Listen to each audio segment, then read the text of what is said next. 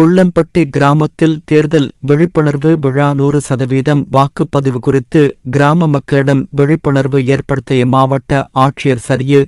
கிருஷ்ணகிரி மாவட்டம் போச்சம்பள்ளி அடுத்த குள்ளம்பட்டி கிராமத்தில் தேர்தல் விழிப்புணர்வு விழா நடைபெற்றது.